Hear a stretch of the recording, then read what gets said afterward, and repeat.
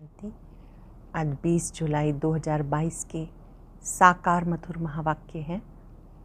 आज की मधुर मुरली में बाबा बच्चों को विशेष रूप से याद का महत्व समझा रहे हैं। आप बच्चों को याद का चार्ट रखना है। याद का चार्ट निरंतर बढ़ता जाए। हाथों से काम करते बुद्धि से शिव बाबा को याद करना है। जैसे जो बांधेली बच्चियां हैं जिन्हें बंधन है, वो कितना शिव बाबा को याद करती हैं। उनके सामने बहुत विघ्न भी आते हैं, बहुत मार भी खाती हैं, फिर भी शिव बाबा की याद में रहती हैं और उनसे नष्टो मोहा बनती जाती हैं।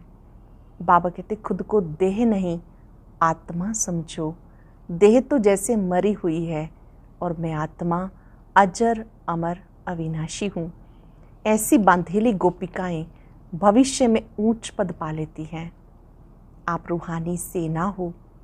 आपका फर्ज है सबको रावण की जंजीरों से छुड़ाना। बाबा भी गुप्त है, सेना भी गुप्त है। आप गुप्त रूप से मददगार बनते हो। बाबा आकर सिखाते हैं कैसे इन विकारों पर जीत पानी है। बिना याद के आप रावण से मुक्त हो नहीं सकते। बाबा ने कहा कि ये छोटी छोटी बातें बाप को याद करने की औरों को भी समझाओ। इतने अच्छे तरीके से समझाओ, मेहनत कम करनी पड़े और तीर अच्छा लग जाए। कोई भी मिले उसको बाप का परिचय देना सबसे बड़ा पुण्य का कार्य है। सभी इस समय कर्म भ्रष्ट हो गए, धर्म भ्रष्ट हो गए। आपका फर्ज है सबको बाबा की पहचान देना। सुनते हैं बाबा के मधुर बोल। बाबा के शब्दों में बाबा ने कहा, मीठे बच्चे तुम रूहानी सेना हो। तुम्हारे बिगर रावण से सारे विश्व की रक्षा कोई कर नहीं सकता। इसी शुद्ध नशे में रहना है।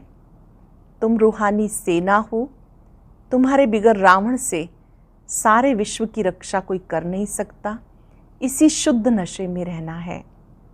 क्वेश्चन है, बाप दादा किन बच्चों की बलिहारी का गायन करते हैं? किन बच्चों की बलिहारी का शिव बाबा भी गायन करते हैं? बाबा कहते बलिहारी उन बांधेली बच्चियों की जो मार खाते भी शिव बाबा को याद करती हैं। मार खाने से और ही नष्टो मोहा बनती जाती, जिस कारण उनका पद और ही ऊंचा हो जाता। बाबा ऐसे बच्चों को धीरज देते हैं। बच्चे तुम अपने को आत्मा समझो। ये देह तुम्हारी नहीं, तुम बाप के बन चुके। अवस्था पक्की होती जाएगी। सच्चे दिल पर साहिब राजी होगा। गीता तुम्हें पाके हमने जहाँ पा लिया, जमी तो जमी आसमां पा लिया। ओम शांति। बच्चे सामने बैठे हैं, जानते भी हम सेना हैं। किसकी सेना है? ईश्वर की। क्या कर रहे हैं? रावण पर विजय पा रहे हैं। रावण अर्थात 5 विकार। गोया सारी सृष्टि को रावण राज्य से छुड़ाए अपने राज्य की स्थापना कर रहे हैं। बैठे देखो कैसे साधारण रीति हो, कोई हाथ पांव नहीं चलाते हो, परंतु हो बड़ी जबरदस्त सेना। तुम मददगार हो ईश्वर के। ईश्वर भी गुप्त है, तुम भी गुप्त हो। उनको शहंशाह भी कहते हैं। तुम्हारी युद्ध इतनी जबरदस्त और गुप्त है जो तुम विकारों पर जीत पाकर सारे विश्व पर जीत पा लेते हो। तुमको फील होगा जैसे वो सेना हम भी रूहानी सेना हैं। समझते हो भारत का सारा मदार है इस सेना पर। हम सेना ना होती तो दूसरे जीत पा लेते।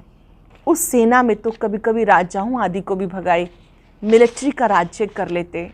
मिलिट्री समझती है हमारे बिगर कोई देश की रक्षा कर नहीं सकता। तुमको भी शुद्ध अहंकार है। हम ईश्वरीय सेना के बिना रावण से कोई रक्षा नहीं कर सकता। अब वो मिलिट्री भी देखो, ये भी देखो, तुम जैसे हो वैसे हो। तुम्हारे पास कोई भी ड्रेस हथियार पवार नहीं। वो कितनी ड्रेस पहनते हैं, जो दूसरी सेना में होते हैं वो कितनी ड्रेस पहनते हैं। जैसे स्वांग बनाते हैं, होली में भी स्वांग बनाते हैं। राम की भी सेना दिखाते, उनको मुंह बंदर का दे दिया। वह तो सिर्फ गुड़ियों का खेल करते। अब तुम बच्चे जानते हो हम रावण रूपी 5 विकारों की जेल से छुटकारा पा रहे हैं।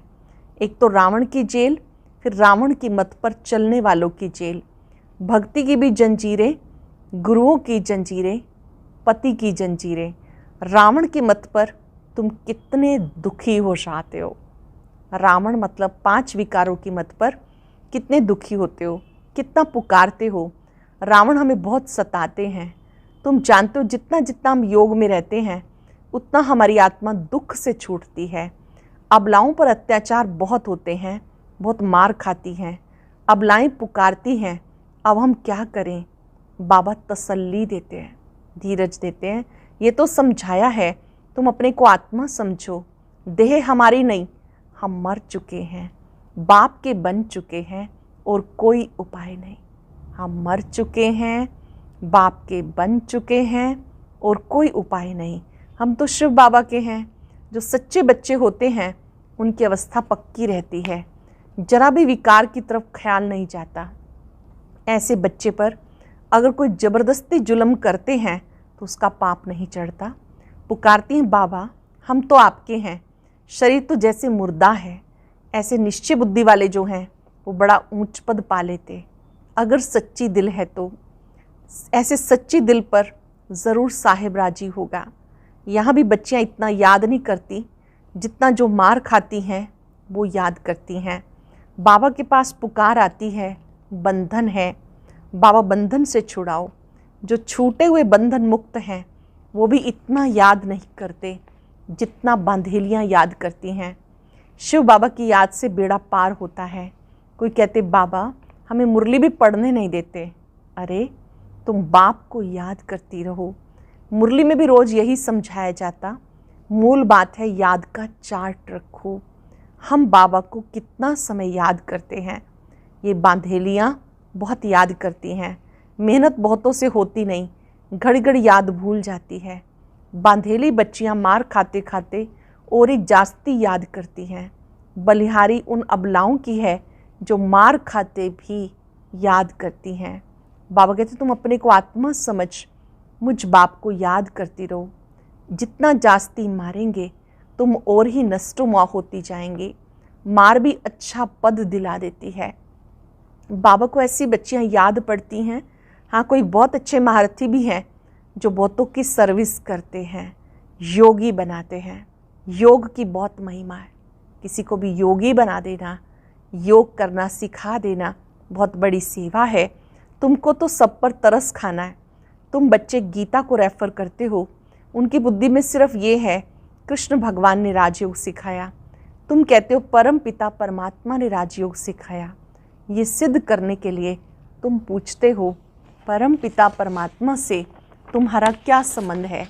पिता कहते हैं ना, पिता का ही फरमान है हमारे साथ योग लगाओ तो तुम्हारे विकर्म विनाश होंगे। कोई मनुष्य मात्र के साथ योग नहीं लगाना। अगर सिखाने वाला मनुष्य होगा तो तुम्हारा कल्याण नहीं होगा। गीता में भी है, गीता में नाम देहधारी का रख दिया। हम कहते हैं हमें निराकार परम पिता परमात्मा योग सिखाते। तुम कोई की निंदा नहीं करते हो, तुम तो बाप की महिमा करते हो। परंतु समझाने वाले बड़े तीखे सियाने चाहिए, क्योंकि वहाँ बड़े बड़े विद्वान पंडित भी बहुत आते हैं। सन्यासियों की भी सेना है, सबके हेड्स आते हैं। तुम बच्चे ऐसे चतुर होने चाहिए जो बात बिल्कुल थोड़ी करो और एकदम तीर लग जाए। जास्ती कुछ बोलने की दरकार नहीं, क्योंकि वो क्रोधी भी बहुत होते हैं। उनकी भी बड़ी सेना है। कहाँ से भी निमंत्रण आता है तुम जा सकते हो। तुम बच्चे भी समझ सकते हो हमारे में कौन कौन अच्छी ललकार कर सकते हैं। एक अलफ का अर्थ ही समझाना है। 2 चीज़ें हैं बस। बाप अलफ कहते हैं मुझे याद करो तो तुम विश्व के मालिक बन जाएंगे। ये तो अलफ भगवान ही कह सकते हैं, जो ही रच्यता है, हेवनली गॉड फादर है।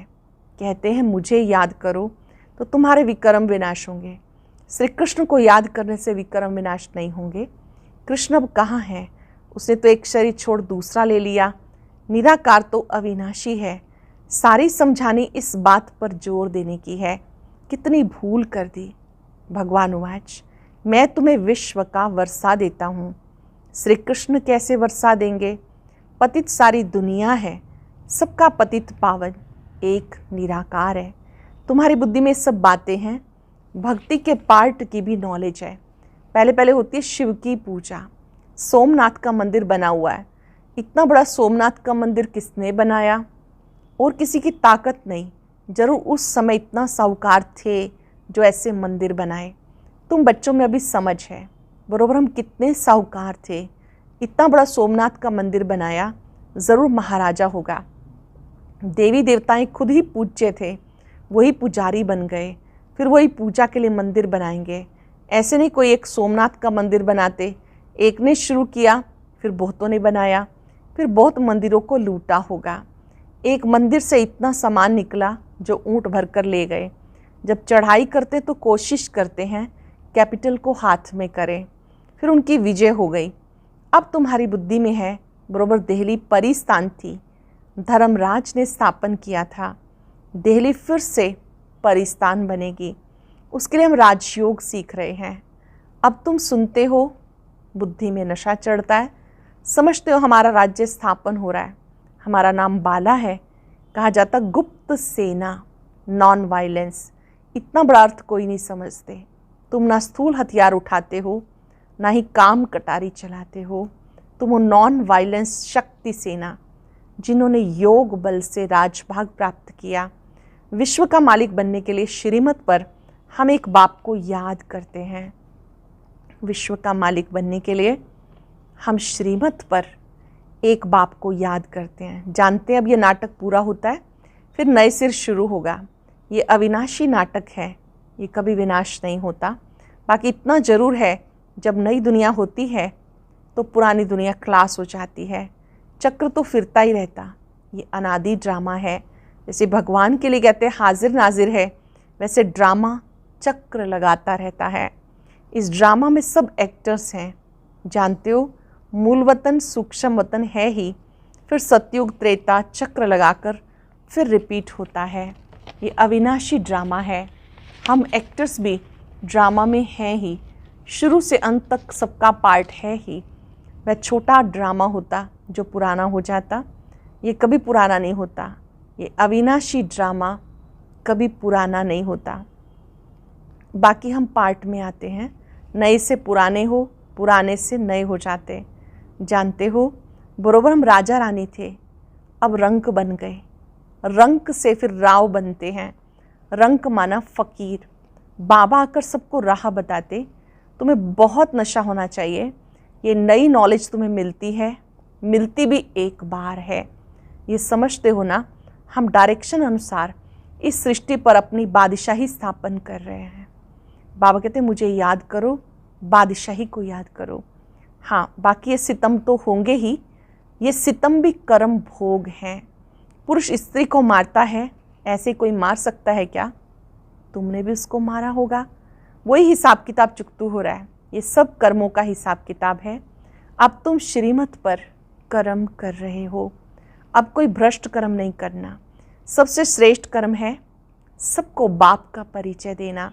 बाप का फरमान मिला है, मामेकम याद करो। सभी बाबा को भूले हुए हैं, शिव की पूजा करते हैं, जानते कुछ नहीं। अमरनाथ पर बड़ा लिंग बना दिया। इतना बड़ा बाप का रूप है क्या?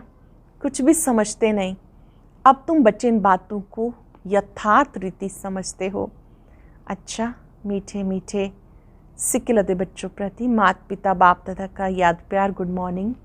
रूहानी बाप की रूहानी बच्चों को नमस्ते। रूहानी बच्चों की रूहानी बाप दादा को नमस्ते, गुड मॉर्निंग। शुक्रिया बाबा, शुक्रिया। धारणा के लिए सार। श्रीमत पर सदा श्रेष्ठ कर्म करने हैं। कोई भी भ्रष्ट कर्म ना हो, इसका ध्यान रखना है। बहुतों को योगी बनाने की सेवा करनी है, सच्ची दिल रखनी है। शरीर तो जैसे मुर्दा है, इसका अभिमान छोड़ देना है। ये शरीर तो जैसे मुर्दा है, इसका अभिमान छोड़ देना है। पूरा पूरा नष्टो मुहा बनना है। वरदान है कल्प कल्प के विजय की नूंद को स्मृति में रख, सदा निश्चिंत रहने वाले निश्चय बुद्धि विजयी भाव। कल्प कल्प के विजय की नूंद को स्मृति में रख सदा निश्चिंत रहने वाले निश्चय बुद्धि विजयी भव।